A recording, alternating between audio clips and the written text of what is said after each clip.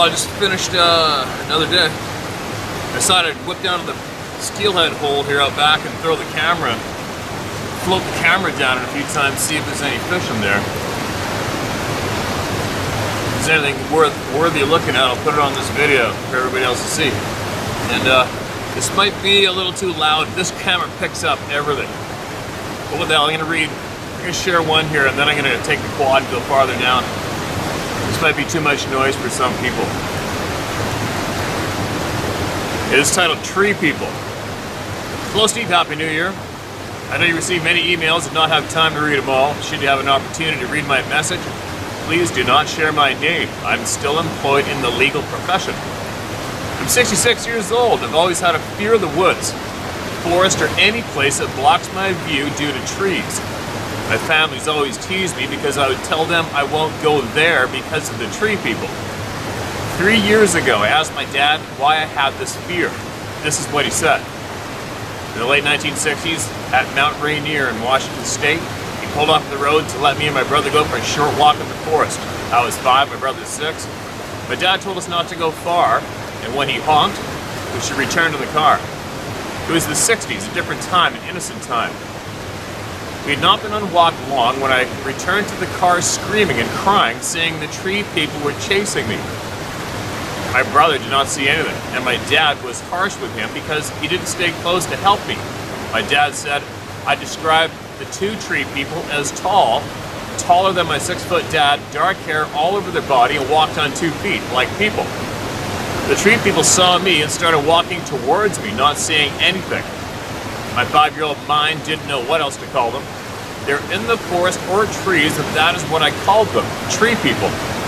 My dad said after that he never let you kids walk alone in the forest. I think it scared him, as I don't recall stopping on the side of the road again. Watching a YouTube channel, I now believe the tree people are Sasquatch.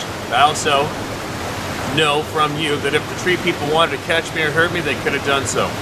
Thank you for helping understand a mystery that has existed for over 60 years. I'm not sure my age will ever get over my fear, but at least I understand it. Yeah, no doubt. And if you, one thing is for sure though, whatever we're scared of, there's a reason for it. Maybe it is a reason for preservation, maybe it's just because we had a bad encounter with something, including a dentist, or a broken bone, or a doctor. Our Halloween costume that scared the shit out of you, but I know one thing. If there's a patch of timber or a mountain or a place that makes you feel scared or full of anxiety, now you listen to it. That's what I know. Anyway, I'm gonna pack up and take a burn down the road, go to the other spot. It's pretty loud here. I'll bet it sounds like static electricity on the video. So I'll go down to that pool, maybe even throw the camera in there and see if there's anything in there yet. Who knows? I'll be back in a minute.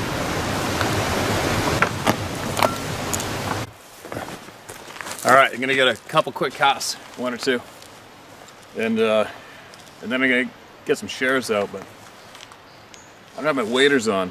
I wasn't planning on doing this. It was last spur of the moment. So if there's something worthy on here, I will share it with you guys on the video. Here we go, recording. Here we go.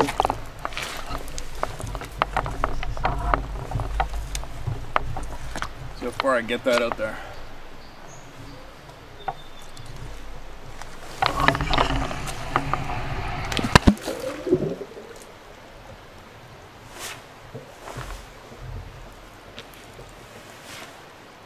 Water looks pretty clear, so it should be able to film across the river pretty good.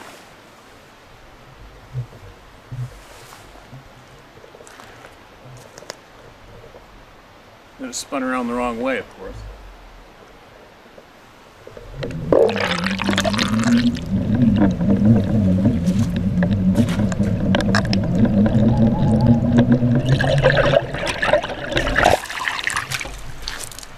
Go again.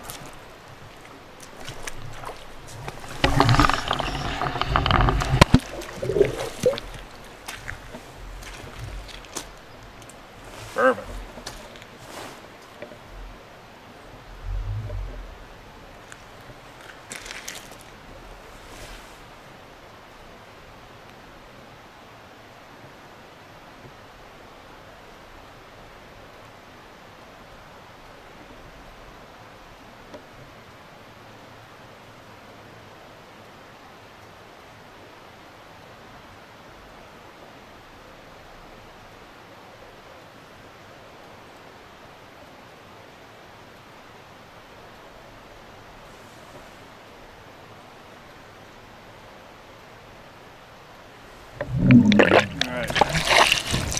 go.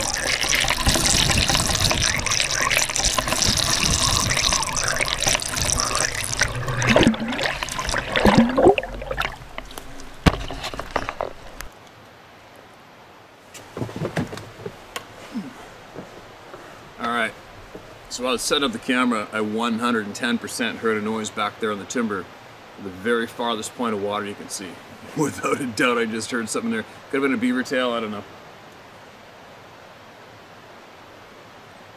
But I'm gonna zoom in on that shoreline after this and do a close-up of that shoreline all around. Anyways, I always think of stuff I want to share with everybody or talk about before I get here, and I never write anything down. Then when I get here, I go blank. But one thing I would like to share with you guys, I know there's possibly some of my friends or acquaintances who try to get a hold of me, and other people try to get a hold of me all the time. And one thing I can share with you, it's easy for me to do this. I absolutely love hearing from as many people as I can, especially people that are as passionate about I am as the outdoors. But I know for me, my best place to gain knowledge is from people. And obviously, and from my own experiences. First-hand experience is going to make my knowledge base blow up. But also, my #1 best place for me to get knowledge is from all the people. So that makes what I'm doing easy. It's easy for me to do this. I enjoy it. I look forward to it. And I soak up as much knowledge from all of you as I can and share as much as well.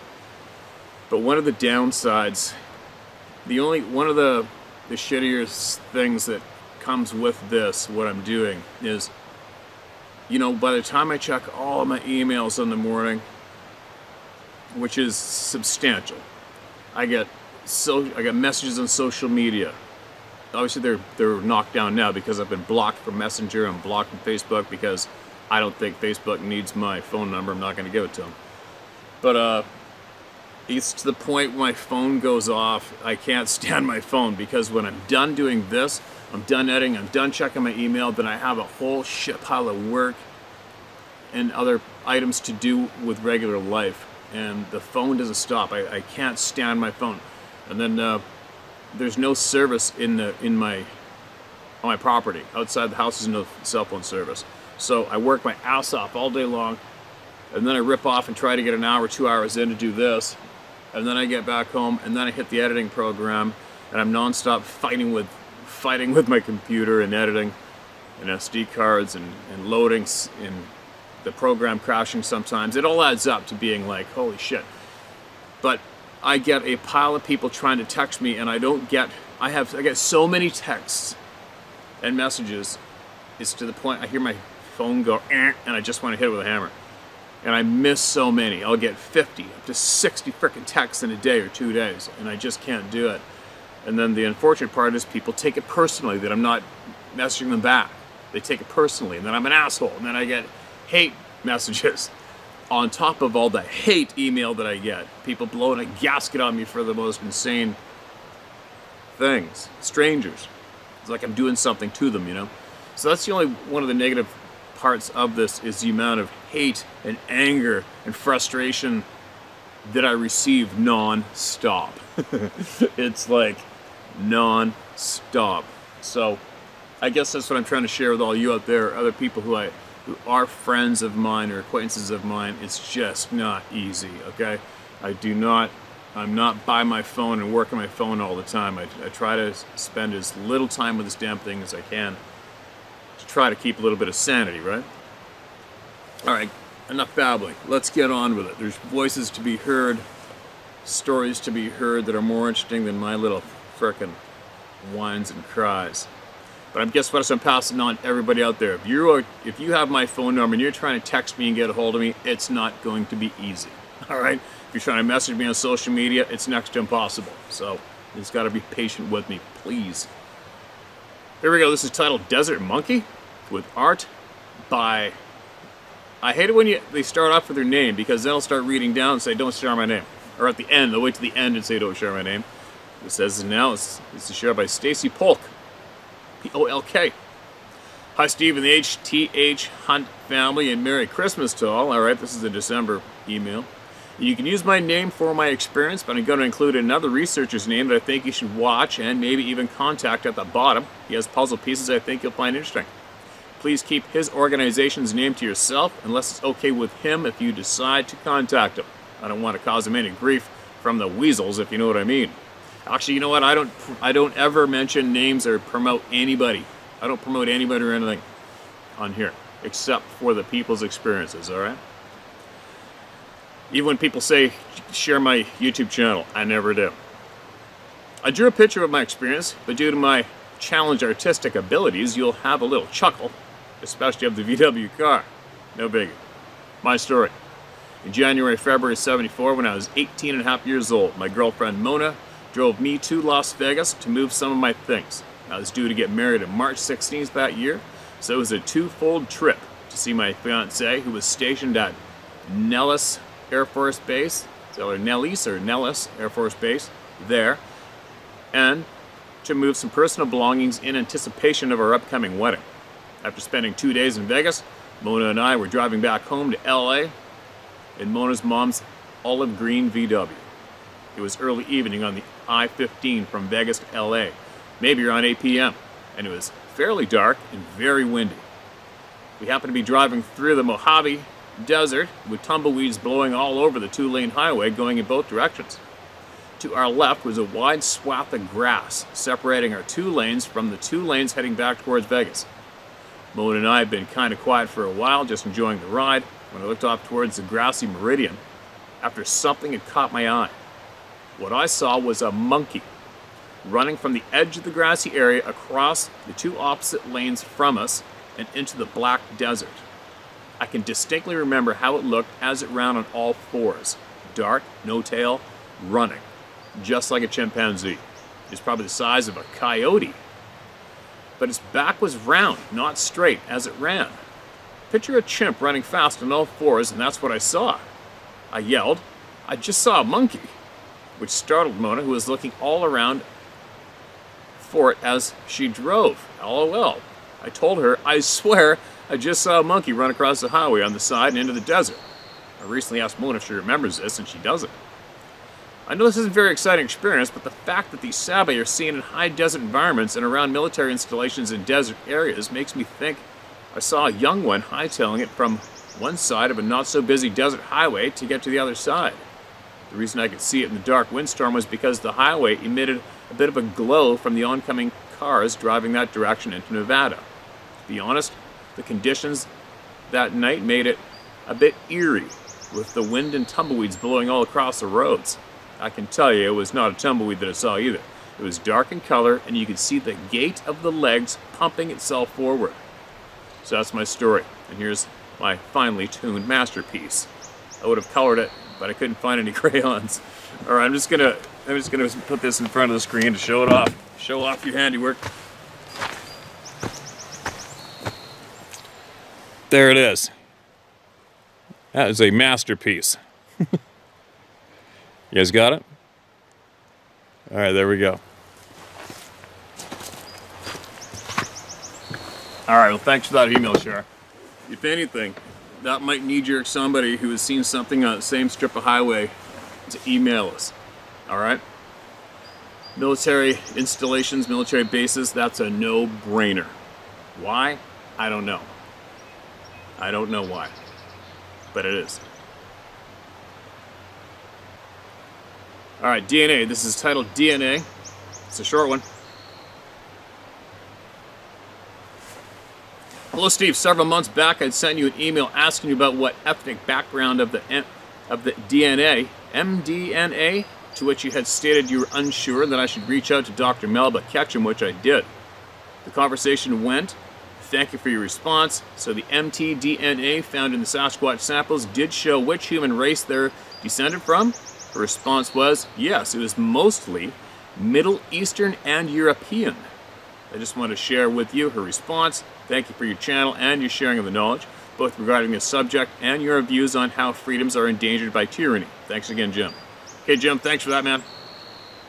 Interesting, isn't it, the DNA? And we cannot wait to hear back from Edgar, who has access to over 200 samples and the results. I'm pretty sure it's going to be no different than what Melba is share with everybody. It's going to be very interesting. This is titled In the Woods,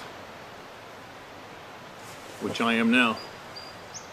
Steve, my encounter takes place in the spring of '88, March or April. I'm 62 and I can't recall which one exactly. It takes place in northwest Louisiana in South Bossier Parish, where I was living at the time.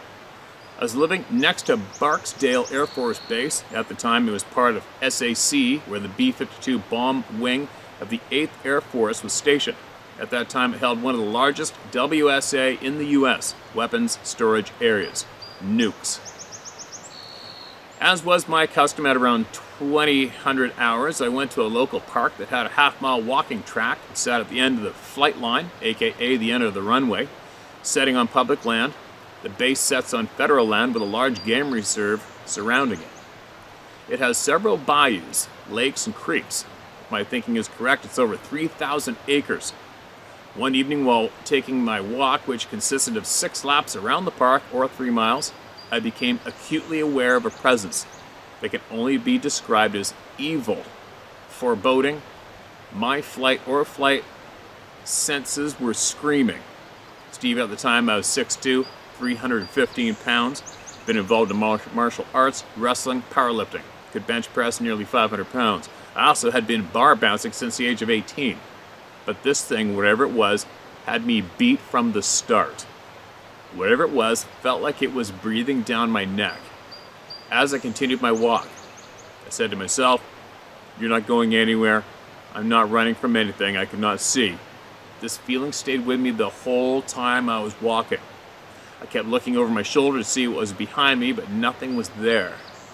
I did notice the closer I got to the part of the track that was next to the woods, the stronger the feeling of dread became. When I finished my walk and exited the park, the feeling subsided. When I returned to the park the next night, everything was back to normal. Well, Steve, that's my story. I've been listening to your channel for some time now, and after hearing what other people have described, it seems that a close encounter with a sabe might be the best explanation of what I encountered. Thanks for all you're doing. Be safe in them woods, my friend. Respectfully yours, I am Jeff Ware. Jeff, thanks for that, man.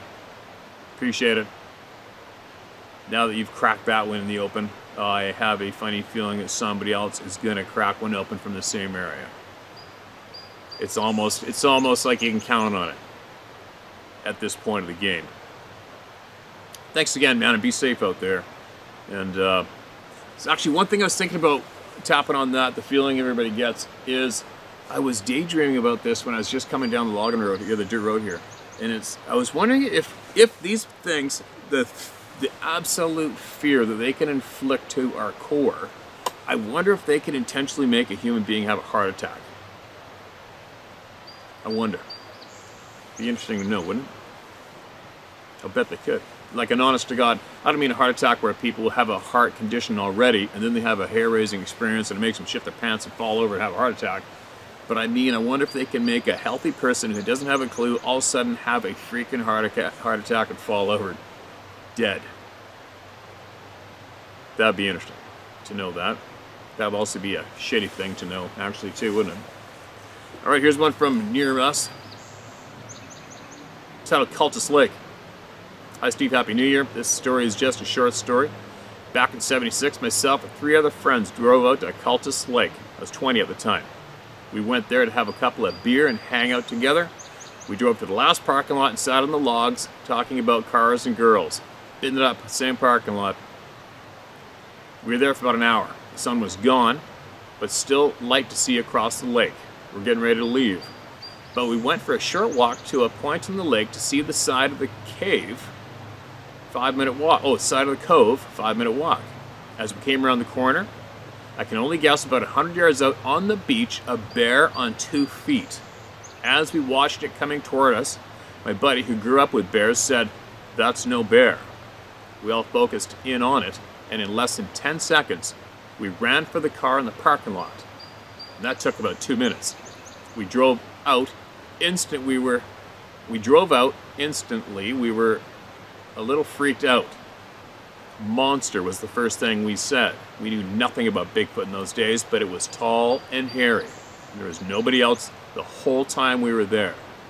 On the way out of the park, we saw the park ranger. We told him what we saw, and he said, "You're not the only ones."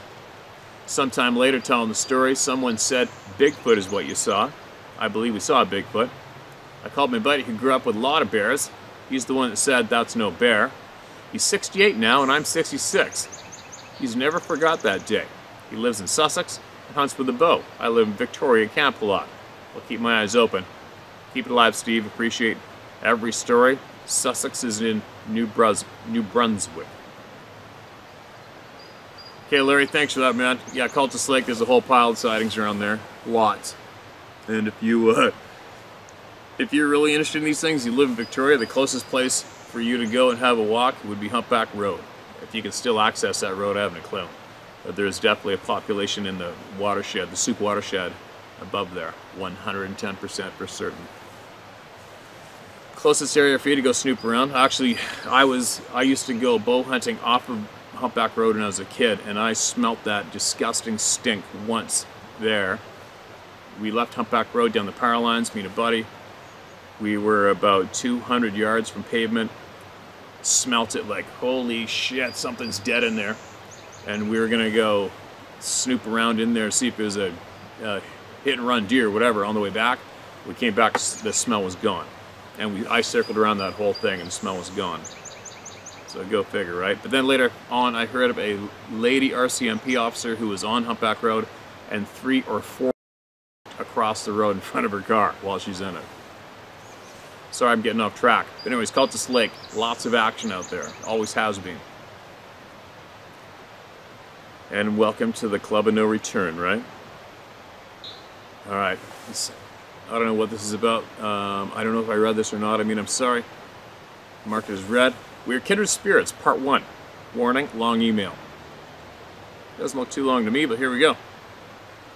Hello, Steve. My name is Dan. Not only can you share my name, you can share my email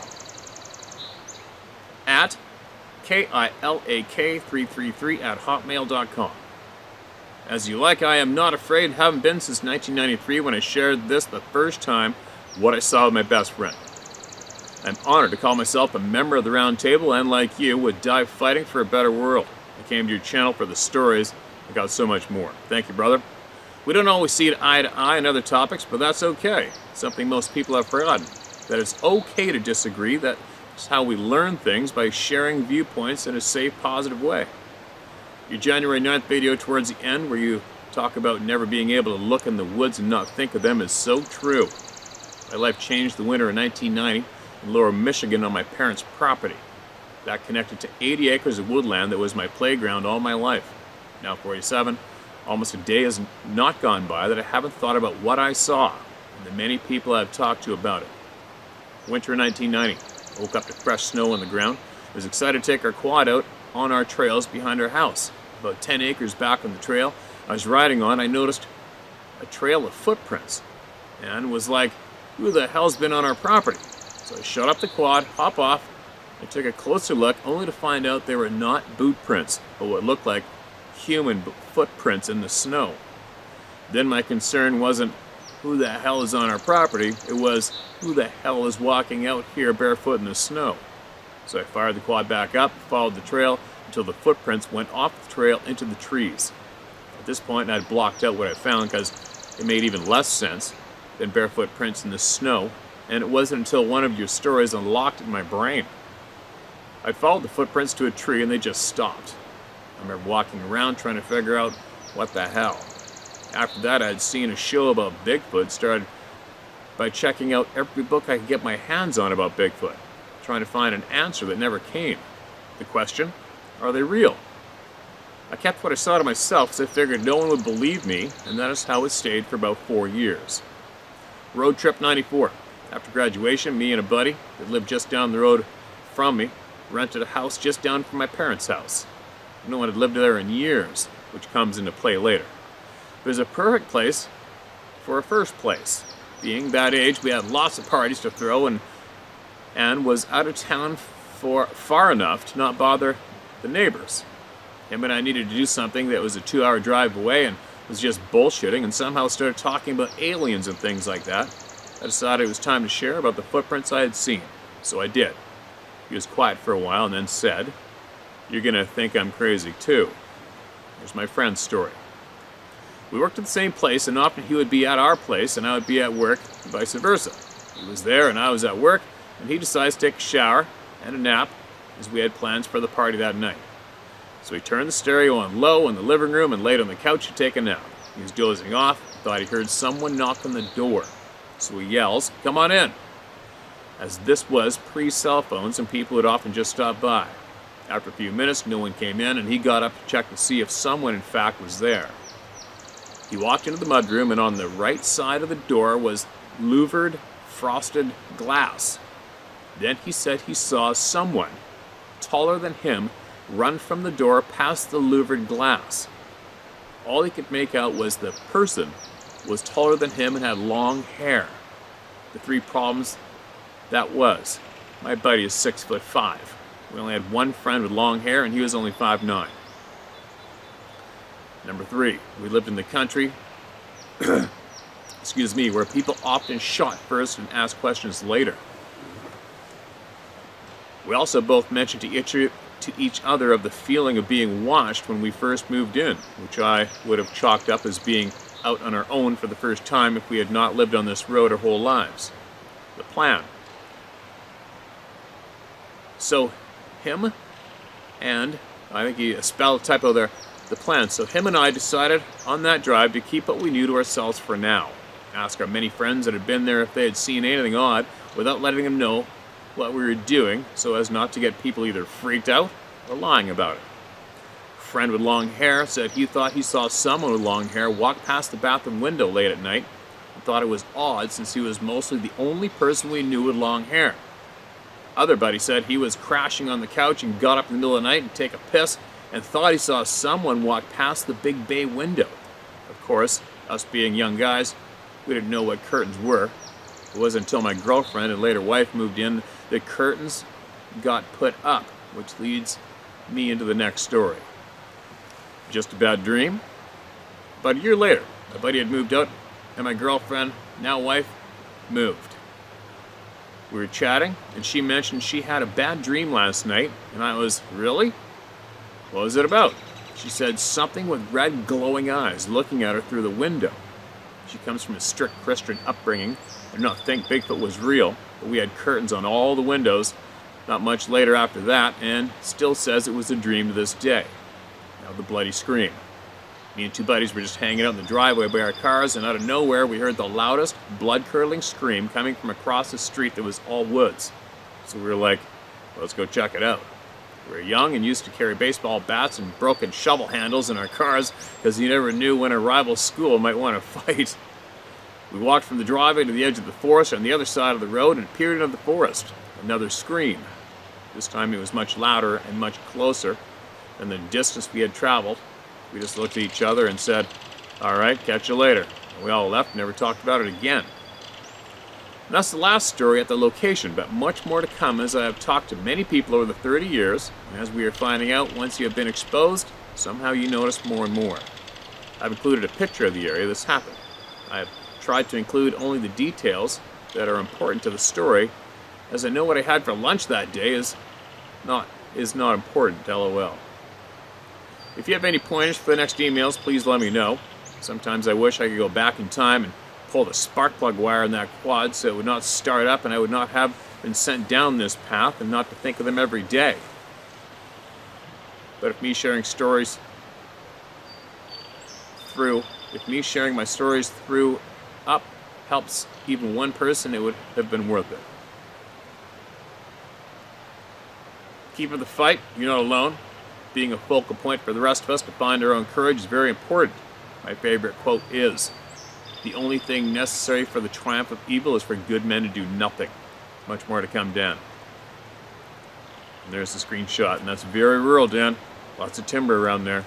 I'm going to show the screen of this one again. I think it's a lot easier than what I have to go through to try to get a photograph from my notes onto my computer at home. But is there enough light there? I don't know. Hope so. Think so. There you go. There's where it all went down and probably still goes down today, right?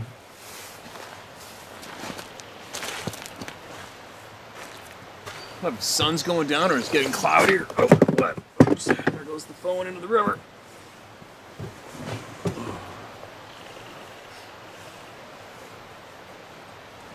So what else we got? That battery's getting a little low, so I'll avoid babbling and keep sharing. Alright.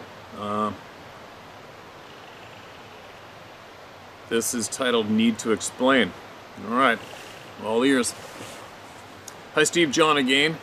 First off, please relay that Sarah needs to stop torturing us single men with those killer recipes. Dang, man, that rib roll looked absolutely killer good. Wow. You have an awesome lady there, and don't ever forget to let her know how much you appreciate her. Okay, Matt? All good. I have to address this subject because it's making me almost sick to my stomach every time I hear it on the channel. All these people that make the comment, I want to see one so much. It makes me so nervous every time I see someone make that comment. I need people to understand something here. I had a father that had secrets he could never speak of because of what he did for the U.S. government. He knew about these things because of the training he had received by that same government. When I had my first experience and had returned home and told him about it, his advice to me was to never share what I had seen with anyone other than my friend that had been with me at the time or him. I asked him point blank, Dad, what was that thing? He looked at me and told me in the Cherokee language, they are called forest ancients, but you would know them as Bigfoot or Sasquatch. I remember the shock I felt and all the memories of how he used to take us boys out in the middle of the forest, hand us a map, protractor, and compass, and point at the map and say, truck will be here. And he would mark the map and tell us, see you when you get there. Don't be late for dinner or I'm eating it. I don't know if he came back and followed us or not, but I can't imagine he would just leave us unprotected that way. I always made a spear first off. Really, not much more than a sharpened stick, but I felt better with it in my hand, lol. Just saying. Anyway, I've been alone in the woods since the age of 7 years old, and that is how old I was when my father started teaching me about reading maps and how to use a compass and protractor to plot your course and know what to expect for terrain on that course. Now forward to my first encounter. Granted, the most I ever saw of that thing was from the waist down and absolutely blew my mind. Everything I had known was a lie.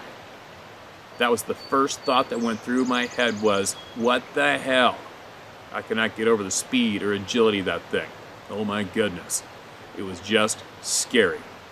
When that rock came down that hill, I could hear the speed and strength of it, that it was thrown with, and it sheared off that tree between my buddy and I. My world changed in that millisecond because I knew, beyond any doubt, man is not at the top of the food chain, and we have been lied to all this time. Yes, we have. People keep saying, I want to see one, I want to see one. No, you really don't. You seriously, really don't. You can never look at anything the same way ever again. Your entire reference to life is altered in ways you can't even find the words to explain. Actively seeking to see one of these things is just stupid in my opinion, and you will not walk away from it unchanged. I promise you that.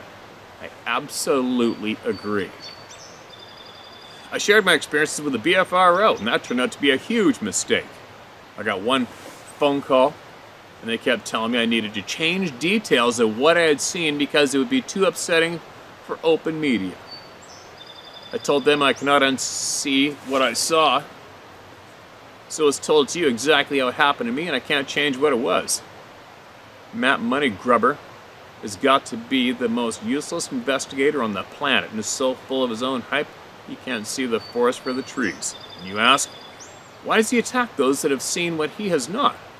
Because if you tell the truth and it comes out that he knows absolutely nothing about these beings, where does that leave his funding?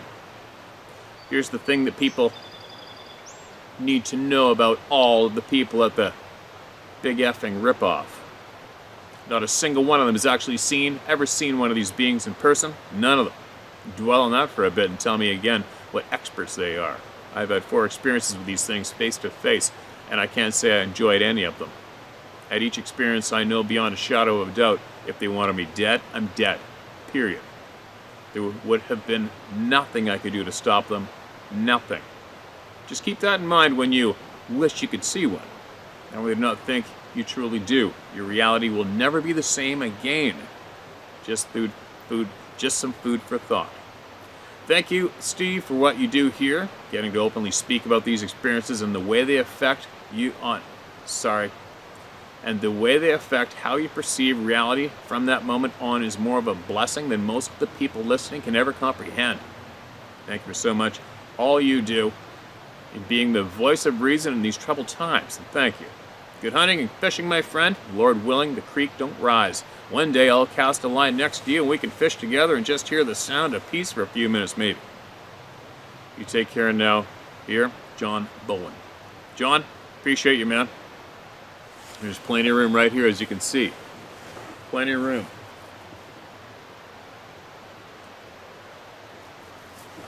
Yeah, I don't know. I won't even start talking about that group. I know there's a whole bunch of good people that are there, and a lot of them have emailed me, and they told me flat out the only reason they are there is for access to the data they have accumulated, and that's it. And they know how dirty and filthy it is at the top. It is what it is. We've left them behind in the dirt at this stage. Left them behind in the dirt. Moving forward. What do you think? Maybe one more? I can't even see the battery. I'll try it. What do we got? Looking in the window, vocal counter, sharing thoughts. There's so many. There's so many. Alright, hopefully I got time for this. This is titled, Fourth Attempt, Getting My Story to You. It probably got to me the first attempt. It just hasn't been read yet. Hello, Steve. I'm hoping this is the proper email address to share your stories. My name is Ryan. I live in Oregon. I've been enjoying the outdoors since I can remember. In the past, I was never afraid of being in the woods or out in the country unless the weather was sketchy and there was a possibility of getting lost or stranded. And even then, the fear was minimal because I was always prepared for that just in case. When I was 16-ish years old, my friend and I were fishing at Detroit Lake, which is located about 50 miles east of Salem, which is the state capital. The lake is very popular in the late spring, early summer, so there's always a good amount of people there. Our friend and I were fishing by the marina, which is part of the lake that's closest to the town of Detroit. That part of the lake has a lot of boat traffic, so my friend and I decided to row our canoe away from all the traffic and headed towards the part of the lake that runs parallel to the lake. Just under half a mile from the marina is a little island in the lake called Deer Island. So there's about 100 to 125 yards of water between the island and land. I've never seen a deer anywhere near that island, but I suppose considering that short distance between the mainland and the island, it's possible deer have found their way to the island, along with other critters. As we near the island, both my buddy and I hook into a fish at the same time, which normally we wouldn't. It's alright. Which normally wouldn't be weird, except for both fish were really good-sized rainbows, like 22 to 24 inches, and they were swimming in the opposite direction, but both were headed away from the island.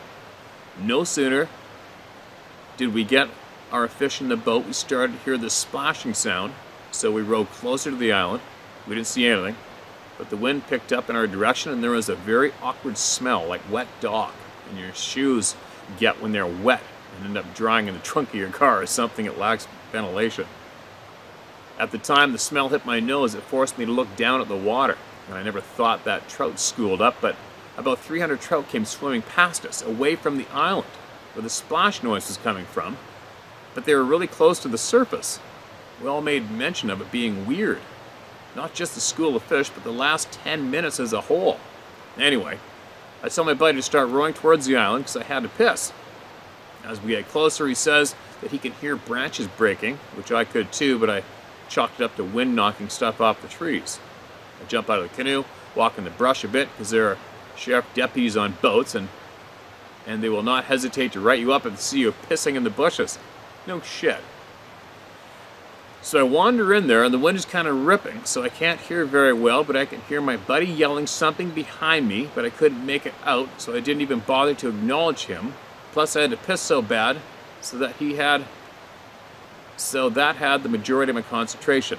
That was until I saw the Marionberry bush to my right sway side to side about 2 feet in either direction. So I knew it wasn't the wind, when all of a sudden the wind came my direction along with that smell again. Meanwhile, my buddy's losing his shit loudly. Just as the smell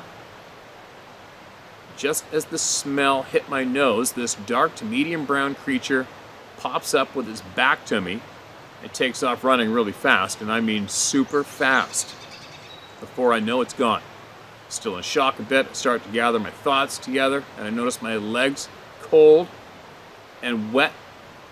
Right then, my buddy runs up to me and says, "Dude, could you not hear me?" There was like a gray, 9 to 10 foot hairy man like 20 feet from you just watching you. Apparently I walked right by him. I said no, but I saw the 3.5 to 4 foot tall brown one run out of the bushes and piss down my leg. We rolled back to the truck, and on our way out we stopped by one of the 2 stores in town, and I said something to the lady at the counter about our experience, and of course she looked at me like I was special and was speaking Chinese to her, like she felt sorry for me but wasn't understanding what I was saying. On our way out to the store, this old-timer stops me and waves us over to his truck. He overheard what I had said to old girl and proceeds to tell me that in the 50 years he's been in this town and in those woods, that nobody has ever seen the squatches on the island or on that side of the lake before, but said they have been seen all up and down the Brighton Bush River and road. So that's like 2 miles from the island, heading east on the lake, and the river empties into the lake, so not far from where we saw him. After hearing that, I immediately remembered a camping trip we had gone on when I was like 7 or 8, and we were sitting around the fire. Just then, we all started to get this really overwhelming feeling. Just then, someone or something started throwing rocks at us, and when my uncle went to confront them, he came running back, telling us to get in the truck now, and we left. Everything there, and there's some punctuation missing, okay, if you haven't figured it out yet. I'd never heard another word about it, and that wasn't due to lack of effort, because I was like a pit bull with a chew toy. I wouldn't let it go. To this day, he won't talk about it, but at that moment, that old man told us that it all made sense. Funny thing is, right after he said that, and I came to my epiphany, the old timer looks at me and says, "Pissed yourself, eh?" We laughed so hard, I about did it again. Thanks, Steve, for giving us witnesses a platform to talk about our experiences, because just like my uncle, people are afraid to talk about it, whether it's fear or ridicule or just plain scared, because unfortunately mankind has always feared what we don't understand. So true. You gotta wonder how many people just walk right by them. Man, it's getting dark. What time is it? 6:15. Well, I better get going home. I wonder how many times, sometimes I wonder how many times I've walked right by one. Just like you did, and your buddy seen that thing standing there and you're walking right by it. It's not hard. I mean, I don't know how many times I've just stood just inside the timber dead still and seen people walking, hunters or whoever. Human beings are easy. So easy. When you're in the timber, in the forest, humans are just they're so simple. If you sit still, not moving, a little bit of cover, they walk right by every time. Trail cameras too. All you gotta do is put a trail camera about 8 feet in the air, pointed down to the trail. People never look up. Humans just don't look up. They don't look up much, actually. I had 8 people with snowshoes on this last winter. All went walking that way past a camera I had sitting right here, straight on the trail, which I never do because I've never had anybody on that trail in over 10 years. And they all turned around and came back and walked right by the camera and not one of them seen it. Right in front of their face. But anyway, who knows how many times we've walked right by those beings, and they keep however they do it, they avoid our sixth sense when they decide to, possibly, right? What a skill. Anyways, promised to do a pan on the shoreline. So I get a lot of people saying they see shit on this shoreline when I'm filming. So let's zoom up and see if all the Hawkeyes out there might think they see something. And then I'll get going.